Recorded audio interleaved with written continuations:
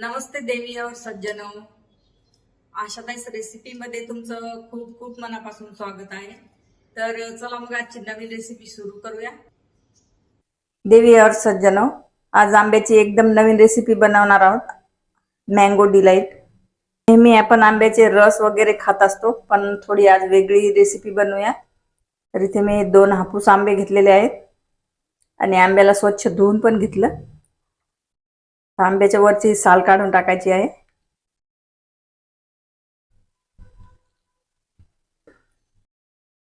आंब्याला असं बारीक कापून मिक्सर जार मध्ये टाकायचं आहे।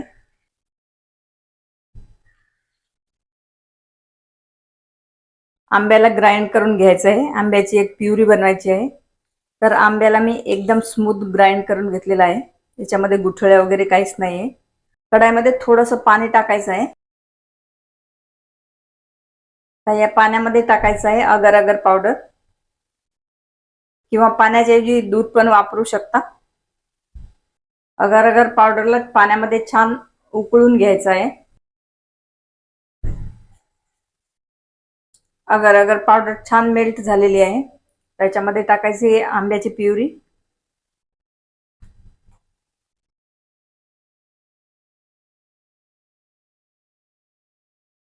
आंबा थोडा आंबट असला तर त्याच्यामध्ये 2 चमच साखर टाकायची आहे।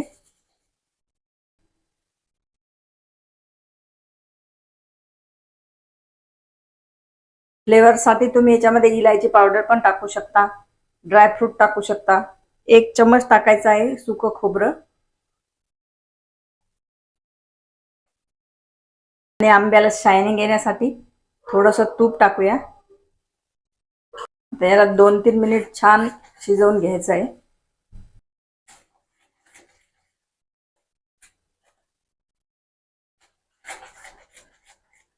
साखर टाकली होती तर साखरचं पण पाणी सुटतंय, तर सर्व साखरचं पाणी आटवून घ्यायचं आहे।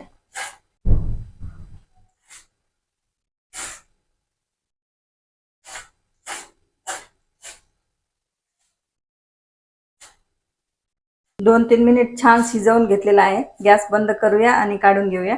इथे असा चौरस डब्बा घेतलेला आहे। डब्यामध्ये थोडंसं सुकं खोबरं टाकून घेऊया आणि हा जो आंबा आहे हा या डब्यामध्ये टाकायचा आहे।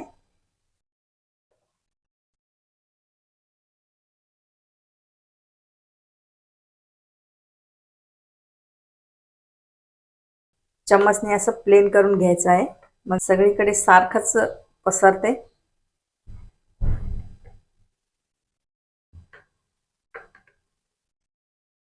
पहिले याला खाली रूम टेम्परेचरवर येऊ द्यायचं आहे। आता सध्या गरम आहे थोडं। नंतर याला 2 ते 3 तास फ्रीज मध्ये ठेवायचं आहे। त्याला 2 ते 3 तास झालेले आहेत फ्रीज मध्ये ठेवून।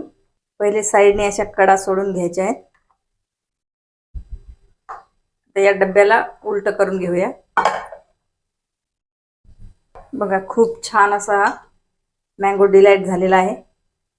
याला असंही ठेवू शकता किंवा याला कट करू शकता। तर आपण याचे छोटे पीसेस मध्ये कट करूया।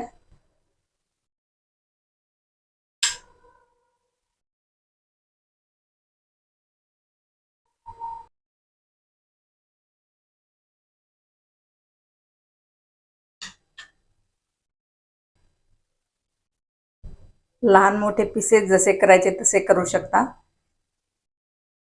सुक्या खोबऱ्यामध्ये कोटिंग करून घेऊया, जे दिसायला सुंदर दिसतील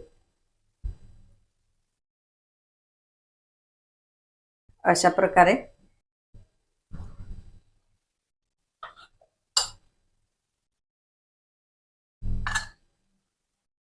बघा खूप छान असा मँगो डिलाइट झालेला आहे।